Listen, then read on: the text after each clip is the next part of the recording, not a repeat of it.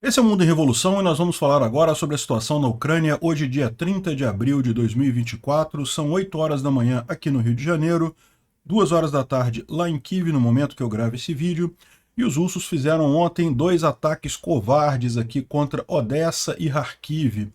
Aqui em Odessa, particularmente, usaram uma munição cluster, um míssil com munição cluster para atingir um parque. Um parque na beira do mar ali, né? E atingiram pessoas que estavam passeando com cachorros, mataram 2 pessoas, tem 10 feridos, inclusive tem cachorros mortos também. Muito triste essa situação. E o castelo do Harry Potter que fica ali pegou fogo, é um castelo antigo, um museu que tem ali, que acabou pegando fogo por conta desse ataque russo totalmente sem sentido, né? Kharkiv também foi vítima de covardia absurda dos russos de ontem para hoje. Os ucranianos responderam aqui na Crimeia, né? Teve ataques, imagina-se que com ataques em várias bases militares aqui na Crimeia ocupada, visando justamente defesas antiaéreas russas aqui na região. Mais uma vez, mais um passo de preparação aí para alguma ação ucraniana, né? Na linha de frente, a visão é a mesma que a gente teve ontem, ou seja, os russos avançaram mais um pouquinho ali em Ocheretny, avançaram mais um pouquinho aqui em Kislivka também, mas nada de mudança significativa nisso daí. No fronte diplomático foi identificado um espião nas Forças Armadas alemãs.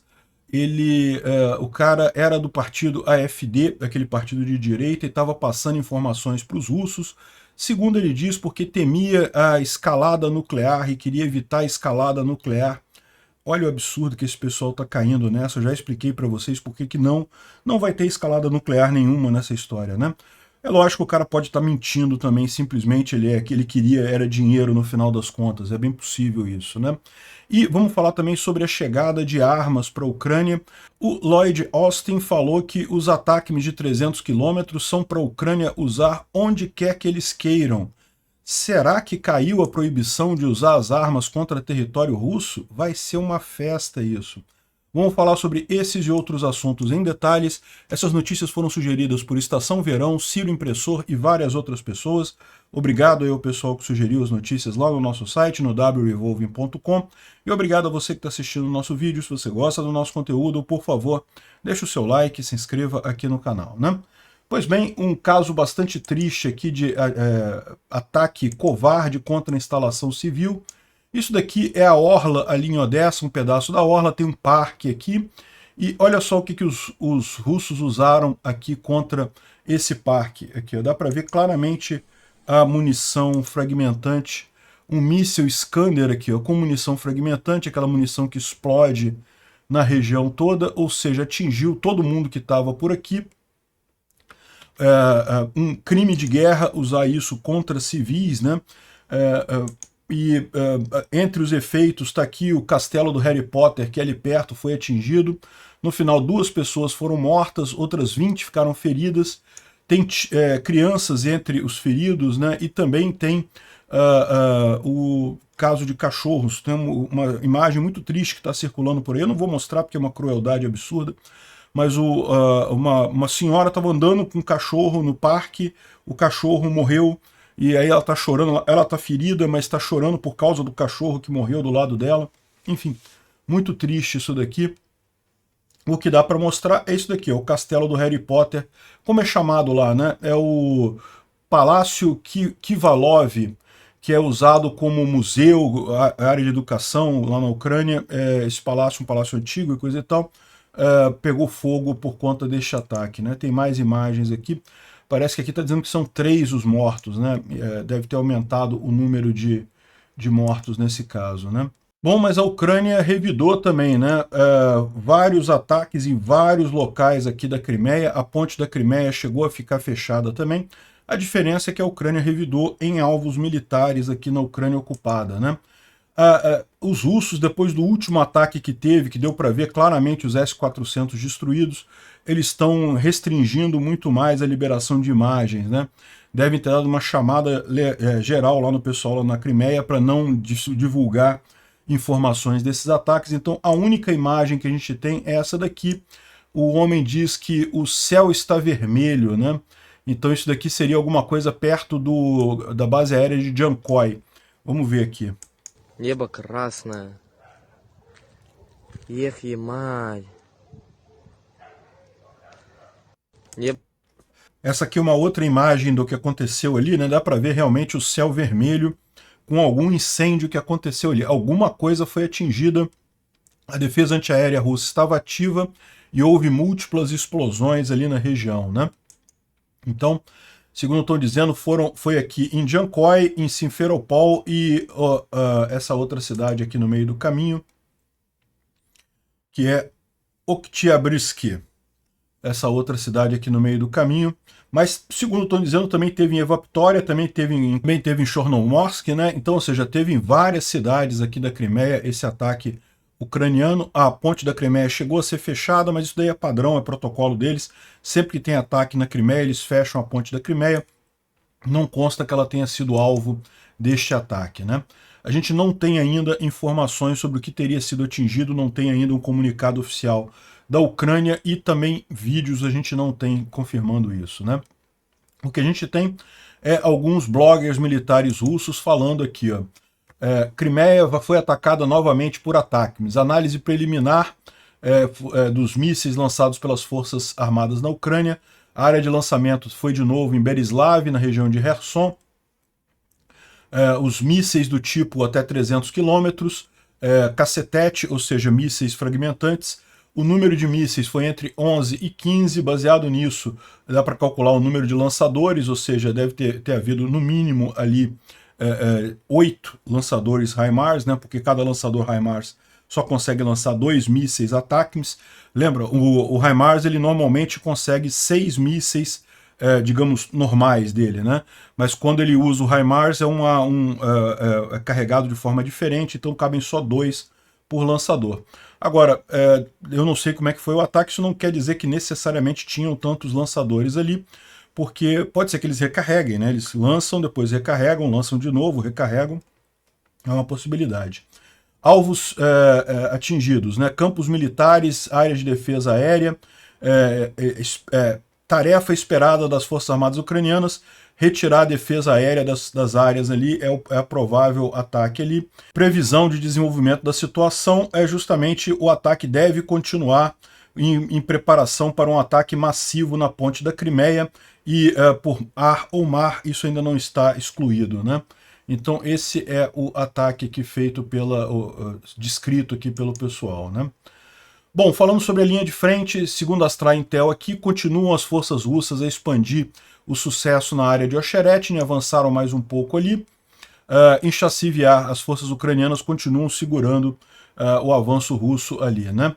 Em Krasnohorivka também continuam os russos avançando ali em Krasnohorivka, fizeram pequenos progressos a leste do vilarejo, a norte que recentemente capturado o Novo Mihailivka, né? As forças russas melhoraram as posições delas ali na posição. No setor de Avdiivka, avançaram ali em Netailov, a oeste de Solovyov, né? E também em Ocherety, ou seja, continuam avançando.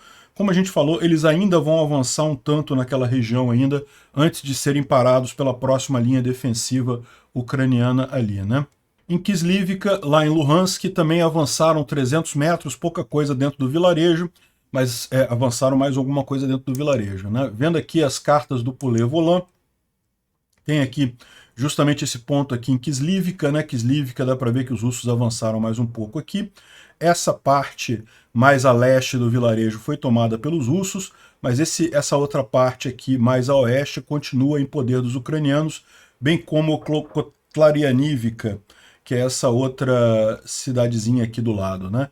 Isso aqui a gente está falando deste ponto aqui na linha de frente, bem aqui perto de Kupiansk, aqui no leste, né? Então foi aqui que foi o avanço ali em Kislivka. Aqui em Ocherety, mais uma vez, os russos avançaram mais um pouco aqui nessa região. Novo Kalinov já tinha sido tomada antes, né? Agora eles avançaram mais um pouco aqui também. Certamente os ucranianos que estão nessa região aqui foram obrigados a recuar. É meio óbvio para evitar um cerco aqui, né? Aqui também eles continuam avançando mais alguma coisa. Não é uma boa notícia, por óbvio, mas dentro do esperado, como o Sirski falou, eles ainda vão avançar um bocado aqui, a expectativa é que vão parar na próxima linha defensiva aqui junto ao rio, né? Bom, aqui em Krasnohorivka, mais uma vez também os russos avançaram mais um pouquinho aqui a leste. Não foi um avanço muito grande, mas é preocupante mais uma vez aqui. A situação continua a mesma do que a gente viu ontem. Aqui é uma visão do rio de Dnipro, né, o fronte ali em Kherson. Eu vou ter que tirar minha cabeça daqui para vocês verem, mas aqui ó, tá a nova cabeça de ponte que os ucranianos fizeram. A gente falou sobre isso ontem, que eles tomaram essa ilha aqui no delta do rio Dnipro. Essas ilhas todas aqui são muito difíceis de você tomar porque elas são basicamente descampados, então não tem onde um soldado montar uma posição defensiva aqui. Então muito pouca coisa aqui é tomada, né? A gente sabe que os ucranianos têm cabeças de ponte aqui. Krink fica mais para cá, tá? Krink está mais aqui para cima. Mas a gente sabe que mesmo aqui nessa região de Pidstepny, aqui próximo de Olesk, coisa e tal, os ucranianos têm cabeças de ponte aqui nessa área toda. A diferença é que aqui eles tomaram essa área aqui nessa ilha daqui, né? São coisas de oportunidade, como a gente explicou, a ideia é justamente evitar correção de fogo por soldados russos aqui nessa região contra as cidades que tem aqui na margem direita do rio Dnipro. A informação do Julian Hork aqui é que justamente os tanques tartaruga russos viraram um novo normal. Os russos estão usando agora tudo o tanque tartaruga. 4 deles entraram em Krasnohorivka recentemente. Krasnohorivka, a gente falou sobre isso, é essa cidade aqui, né? Krasnohorivka, os russos estão tentando tomar a cidade. Tomaram uma parte, mas não tudo ainda estão na disputa aqui. Então os russos avançaram aqui com 4 tanques desse, um saiu. Ou seja, eles continuam usando de forma normal esse tanque. Muitos são perdidos, mas aparentemente ainda é melhor do que o tanque não tartaruga, vamos dizer assim, né?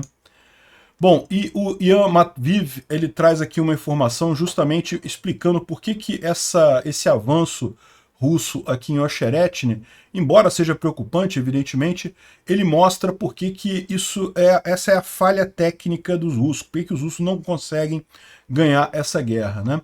Então a lógica dele é a seguinte, né? Isso parece absurdo, né? Ou seja, o fato de eles terem conseguido fazer quase que um breakthrough, conseguido avançar ali em Ocheretny, prova que eles não têm capacidade de ganhar essa guerra. Então vamos lá, eu vou explicar o que eles estão dizendo aqui, né? Na última semana, os militares russos capturaram Novobar-Mutivka, Solovyov, Berdych, Semenivka e Kislivka. Ocheretny estava completamente tomada sob o controle na parte sul da cidade. Krasnohorivka também foi capturada e tem breakthrough em Keramik e Novokalinov, né? Parece um sucesso impressionante, um monte de cidades tomadas e coisa e tal, uma promoção poderosa e efetiva. Porém, o maior problema para o exército russo está no avanço, na direção em que está acontecendo esse avanço. Eles não têm capacidades, força e reservas para ter sucessos táticos em transformar sucessos táticos, que são sucessos localizados ali, em ações estratégicas. Por exemplo, vamos pegar o exemplo de Ocheretny, né?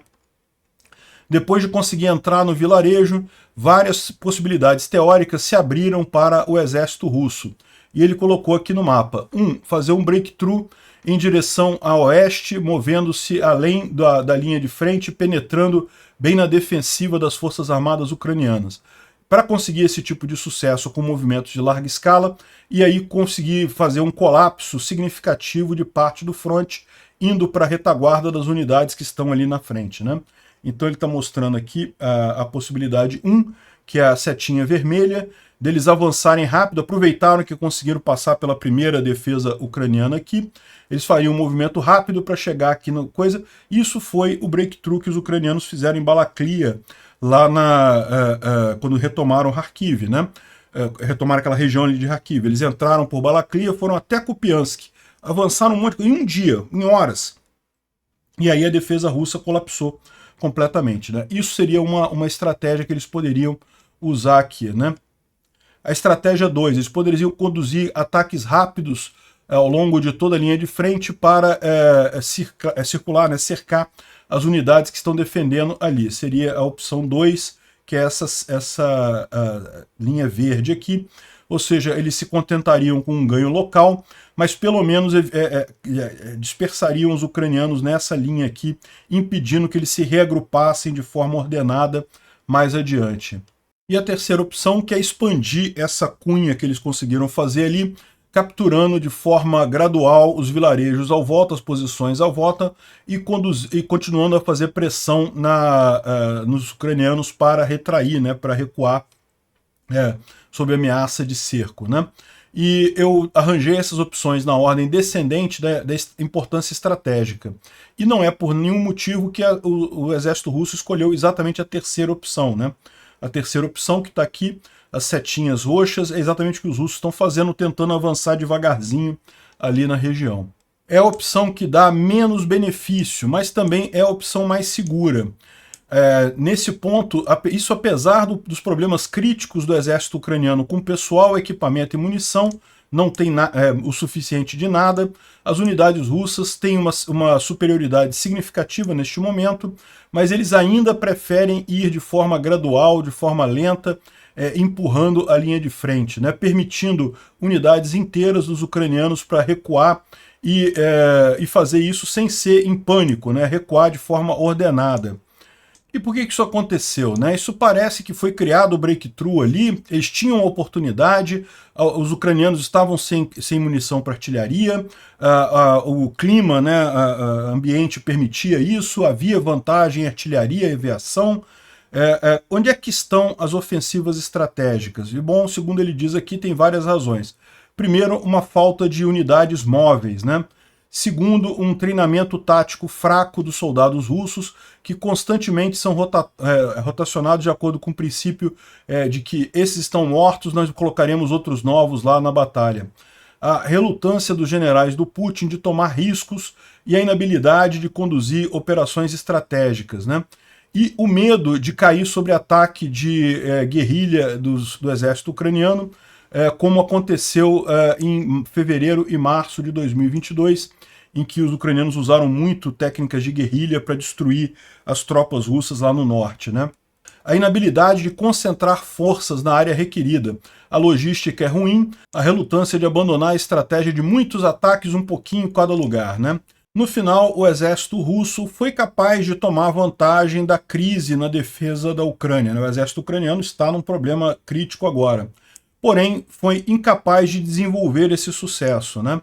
Tal como o Hannibal, né, que foi o general de Cartago, né, lá que lutou contra os romanos nas guerras púnicas e coisa e tal, ganhou todas as batalhas, mas perdeu a guerra, né? Ou seja, conseguiu um monte de vitórias pontuais, um monte de vitórias em cidades específicas, mas no final das contas não conseguiu objetivos estratégicos e com isso perdeu a guerra para os romanos, né?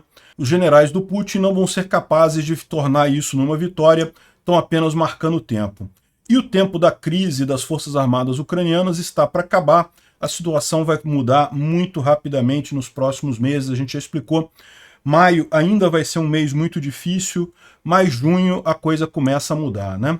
Bom, o Instituto para Estudo da Guerra fala sobre uma série de coisas aqui, a maior parte delas a gente já falou, a questão de Ocheretny, os avanços russos aqui, mas ele fala uma coisa interessante aqui no finalzinho que eu acho que vale a pena colocar, que é o seguinte: ontem os chatbots do Telegram feitos pelos ucranianos para permitir que ucranianos que morem em áreas ocupadas pelos russos façam denúncias, mandem informações e coisa e tal, eles foram derrubados, né? Então imaginou-se que isso era uma ação dos russos. A Telegram falou que isso foi um pedido da Apple. Muito estranho a Apple fazer isso, né? Enfim, está sendo investigado por que esses bots foram derrubados.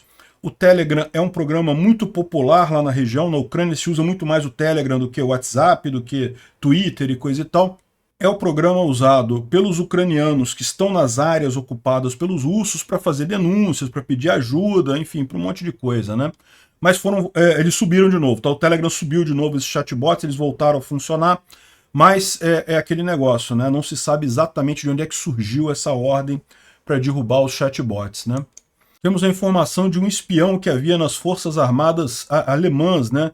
Ele estava em Düsseldorf na época e agora ele confessou que enviou uma série de segredos para os russos em 2023, né? Ele próprio consultou o consulado russo na cidade de Bonn e ofereceu a cooperação. Ele sozinho disse que ia entregar segredos russos. Segundo estão dizendo, o nome do cara é Thomas H., não deram o nome inteiro dele. Ele servia como rank de capitão no departamento que era responsável pelo envio de armas para a Ucrânia. Olha que coisa, né? E ele assinou contratos de bilhões de euros, assinava contratos de bilhões de euros todo ano, né? E a Procuradoria alega que ele providenciou ao consulado russo detalhes técnicos, fotografias e documentos referentes à munição e aeronaves, né? E, segundo ele está dizendo, ele é um membro ativo do AfD, um partido de extrema-direita lá na Alemanha, e, infelizmente, que é a direita errada, aquela direita pró-Rússia, a direita que não tem futuro, né? E ele disse que fez isso para evitar escalada nuclear, né? Olha só, esse pessoal pró-Rússia adora isso, em última análise são covardes, né? A covardia de dizer, não, porque a Rússia tem armas nucleares, então temos que ceder à Rússia e coisa e tal. Uma covardia sem tamanho. Se você fizer sempre isso, meu amigo, você está ferrado nesse caso, né? E a Rússia não vai usar as armas, porque na verdade eles não são os caras armados no mundo, né? Não são os caras que têm mais armas no mundo. Enfim, o cara é um banana, ele está preso, evidentemente, vai responder pelo crime, provavelmente não vai sair da cadeia nunca mais. E não está claro se isso é só desculpa, pode ser desculpa também, né? Para ganhar dinheiro. Isso daí é outra possibilidade.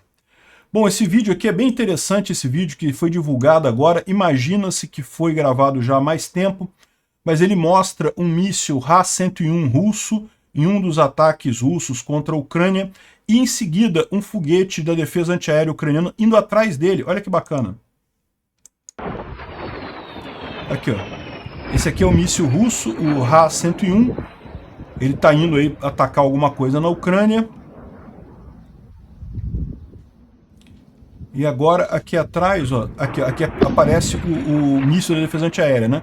Evidentemente, o míssil de defesa antiaérea é muito mais rápido que o outro, né? Justamente para conseguir atingir o míssil ali na região. Isso é o... Não se sabe onde que foi gravado, não se sabe quando que foi gravado, mas sem dúvida alguma muito interessante o vídeo, né? Bom, as autoridades russas prenderam vários jornalistas que estavam trabalhando, jornalistas russos que estavam trabalhando para publicações ocidentais nos últimos dias, né? Ou seja, estão querendo limitar o pouco que sobrou de mídia russa, de mídia livre dentro da Rússia, né? Então está aqui a imagem, vários jornalistas russos, mas que estavam trabalhando para veículos ocidentais, estão presos na Rússia. Olha que coisa, né? É desespero dos russos, né? Eles sabem que a situação está ficando crítica para eles. Infelizmente, com mais autoritarismo que ditadores acabam respondendo, né? E bom, o Stoltenberg está na Ucrânia hoje, falou com o Zelensky, coisa e tal, e entre várias coisas que ele falou ali, que a OTAN não providenciou a ajuda prometida para a Ucrânia, né? Esses atrasos têm consequências, mas não é tarde demais, mais suporte, mais apoio está seguindo, né? E ele falou aqui também que a Alemanha decidiu fornecer um terceiro sistema Patriot para a Ucrânia. A gente já tinha dado essa notícia, ele só reforçou esse terceiro Patriot que vai para a Ucrânia, excelente notícia. E aqui tem uma imagem aqui da Romênia, com os veículos chegando aqui, um monte de veículos. A gente não sabe se isso é para a Ucrânia, tá? Pode ser para a Ucrânia, pode ser para o próprio exército da Romênia, mas está um monte de blindado caminhando lá pela Romênia. É possível que seja ajuda indo para a Ucrânia aqui, né? E a Alemanha anunciou mais um pacote de ajuda para a Ucrânia, que tem 10 Marder, né, que são veículos de apoio à infantaria, tem munição para o Leopard 2, Skynex é um sistema de defesa antiaéreo, munições para Gepard, mísseis para o Iris-T, que é um sistema de defesa antiaéreo também, radares, munições, veículo de colocação de ponte, enfim, mais um monte de coisa aqui, kits de primeiros socorros, um grande pacote de ajuda aí que está indo para a Ucrânia da Alemanha, né? Mas o comunicado que chamou mais atenção foi do Lloyd Austin, o secretário de defesa americano, que em determinado momento foi perguntado pelos jornalistas se havia limitação de uso da munição ATACMS de 300 km. Vocês sabem, ele disse que vão 1000 ATACMS para a Ucrânia vai ter ATACMS à vontade para usar contra os russos, e aí perguntaram para ele se havia limitação de onde a Ucrânia podia usar esses mísseis, e a resposta dele foi não, eles podem usar onde eles quiserem. E isso daí levantou o questionamento, tomara que signifique isso mesmo, né, que até aqui havia a limitação de que esses mísseis não poderiam ser usados no território russo, apenas no território ucraniano ocupado pela Rússia. Aparentemente, essa restrição foi levantada. Isso é uma coisa muito positiva, porque vocês sabem, os russos de propósito mantêm poucas defesas aqui em Belgorod e coisa e tal, porque sabem que os ucranianos não podem usar armas ocidentais nessa região. Eventualmente agora abre-se a possibilidade do famoso gancho aqui de Belgorod entrarem por aqui para justamente retomarem Luhansk pela retaguarda, né? É uma possibilidade que fica mais atrativa agora. De qualquer forma, não quer dizer que seja isso, tá? Pode ser que ele tenha falado isso só no intuito de não vou ficar dizendo que não pode usar na Rússia, deixa os russos ficarem preocupados. Mas internamente tem mesmo a limitação. Pode ser isso também, né? Enfim, vamos aguardar para ver aonde que esses ataques vão ser usados. De qualquer forma, a Crimeia, a gente já sabe, meu amigo, vai esquentar a situação por lá. E não é por causa do verão, não. Obrigado por assistir o vídeo até o final. Se gostou do conteúdo, não esqueça de deixar o seu like, isso ajuda o canal a crescer e a chegar para mais gente. Se não gostou, deixe o dislike e explique nos comentários como podemos melhorar. Comente também sugestões de temas que podemos trazer por aqui. Comentários insultuosos ou defendendo ditaduras e criminosos de guerra serão sumariamente bloqueados. Agradeço a compreensão. Se ainda não é inscrito no canal, considere se inscrever clicando no botão inscrever-se abaixo e marcando a campainha para todos os avisos. Se quiser ajudar o canal, veja no nosso site como você pode fazer isso.